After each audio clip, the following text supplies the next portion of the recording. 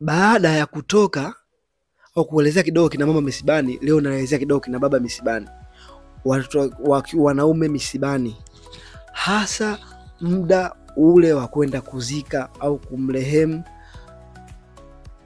marehemu katika safari yake ya mwisho, hatua ya mwisho. Manake maiti ya kwanza inatakiwa ioshwe, pili inatakiwa ivishwe sanda, tatu inatakiwa iswaliwe, nne inatakiwa iende ikazikwe. Nyie kina baba na mpaka sisi na mpaka mimi naihusia nafsi yangu, yani mimi mwenyewe naihusia nafsi yangu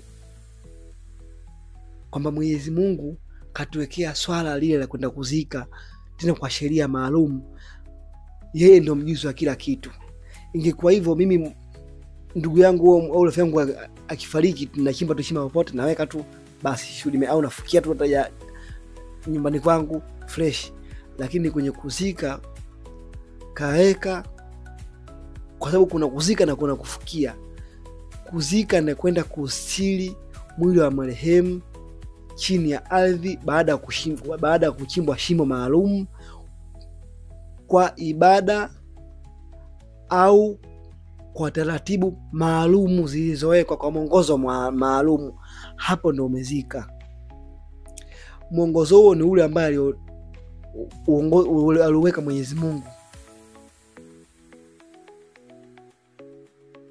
Sasa basi nazungumzia kwa upande wa wanaume.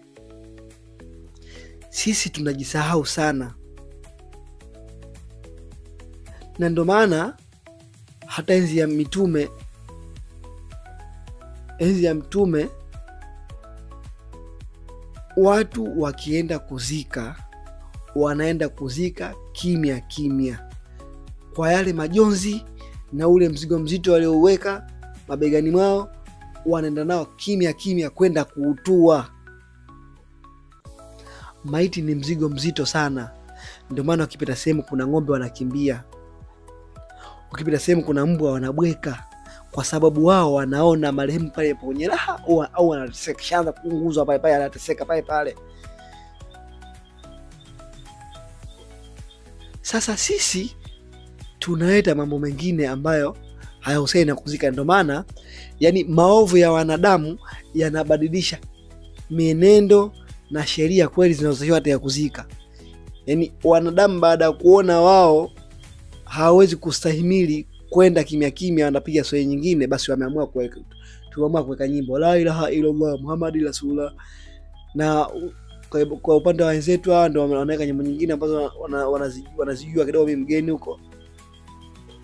Kwa sababu tukiacha vile, kuna mambo mengine ambayo sisi tunafanya, kuna swali nyingine ambayo tunapiga sisi. Ndugu, tunaangaliana siku ya kuzika. Mtoto wa shemeji yako, mtoto wa shangazi yako, yule mtoto wa bibi yako ni alimzaa, ndo huyu hapa alimzaa. Kwenye misiba ndio tunajuana ndugu. Kwa maana hiyo, tutapoenda kuzika, mmoja, twende kwa utaratibu, na inapofika makaburini tusikanyage makaburi mengine, wala tusikalie. Yani kukalia kaburi au kukanyaga kaburi sasa umekalia kala moto. Unaona kama naongea tu hivi simple, ila kuna siku kama ujumbe huu umeupata utautesekea, au kuna mahala utakuepo utautesekea. Hasa huko ahera utautesekea. Kumbe alisema tusikalie. Usikalie makaburi wala usikanyage juu. Kwa dharura kuna sehemu, ili mfike hapo sehemu kwenda kusili ule mwili, mnaweza mkakanyaga na mnaweza mkapita. Kama hakuna njia mpaka sehemu ya ule mwili kwenda kusili, umezunguka na makaburi yote, basi mnaweza mkafanya hivyo. Hiyo jambo la kwanza wanaume. Tusikanyage makaburi wala tusikalie, na tumombe Mwenyezi Mungu. Tunaweza kufanya hivyo kujisahau. Ukikumbuka tu basi unaondoka kwa sehemu, unasimama sehemu nyingine. Jambo la pili, tunapoenda kuzika tusilete stori zetu nyingine hazieleweki. Stori za mipira, madini na aseno zinaishia huko mtaani. Shehe kule anasoma, padi kule anasoma, wewe ndio kwanza una stori nyingine ambaye hata hazihusiani hata kama umeenda kuzika. Ni kama mtu ambaye hujaenda kuzika. tunaharibu wenyewe ibada ya kuzika, kwa sababu mtu aliyofuata ibada ya kuzika anapata thawabu, lakini tunaharibu wenyewe. Upo msibani mambo swala Simba na Yanga amefuata nini? Unazika maswala Simba na Yanga amepata nini? Simba na Yanga amepata, au ndio yule ndo marehemu wao?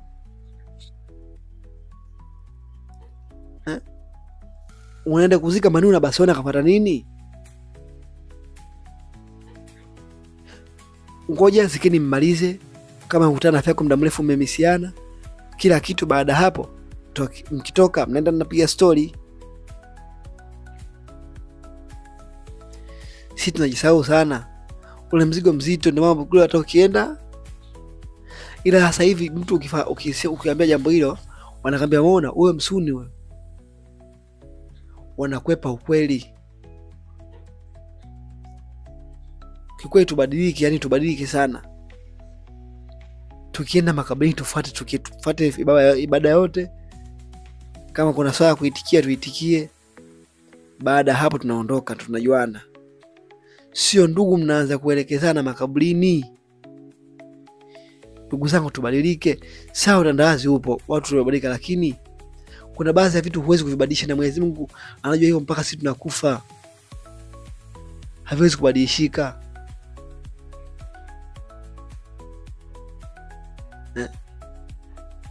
Ile jambo la pili. La kwanza ukanyaga makaburi na kukalia. La pili kudina msiba tuliofuata. La tatu ukiona umejisahau unaenda makaburini, simu yako ipooni, izime. Ili kule ufanye ile jambo upate sababu vizuri, usiwaze kitu chochote kingine. Zima simu. Ukitoka hapo unaiwasha au weka silent.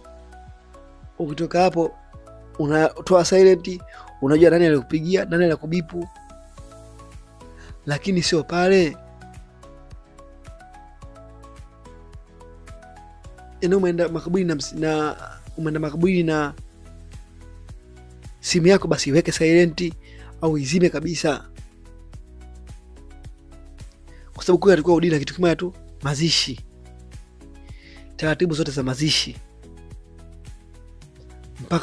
mpaka unamfikia marehemu, unasiri marehemu.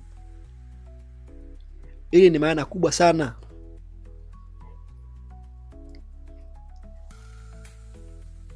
Na mwisho kabisa, yale mawaidha tunapopewa misibani tuyafuatilie. Sasa hivi iliyobakia sio vita ya mapanga, vita ya kupigana nafsi zetu. Yaani nafsi yako ukimiliki kweli, hata shetani anakuogopa. Anakuogopa kabisa yani. Lakini sisi tunachukuliaje yani? Tena mtu kakalia juu ya kaburi au kaka juu ya kaburi hana wasiwasi wote. Au mtu makaburini anazungumzia kuhusiana na Simba na Yanga. Mechi ile. Ile ilikuwa nzito sana bwana ile. Ile ilikuwa uchomoki wewe. Ndio mama amekataa kuja hata uwanjani. Huyo hapo msibani huyo tena nazika. Mwanangu nimekumbisi muda mrefu sana. Wewe kweli? Kweli Mungu mkubwa bwana. Mungu mkubwa bwana. Huku pale au shehe anasoma, watu wanazika anamaliza, unaweza kujikuta pale katika mazishi huyachukua hata kimoja, au huyachukua hata kimoja vote. Uko na mambo yako tu nje ya mazishi. Leo hilo tubadilike jamani, sisi tunaenda kuzika tubadilike. Mwenyezi Mungu atujalie tuwe katika watu ambaye mmoja wapo watu ambao wanabadilika. Ujumbe huu ukipata mpe mwenzako wote aweze kubadilika. Na kwa mtu ambaye anaweza comment akiwa na kipindi chochote akitaka kutangaza nasi sisi, basi anitafute mimi. Na mimi naitwa Hasham Islam Omari, na account zangu hii Hasham TZ, kwenye Instagram Hasham TZ, TikTok Hasham TZ, Facebook Hasham TZ. Anaweza akanitafuta akanieleza vile awe na kisa chake, pengine atakuelezea fresh tu.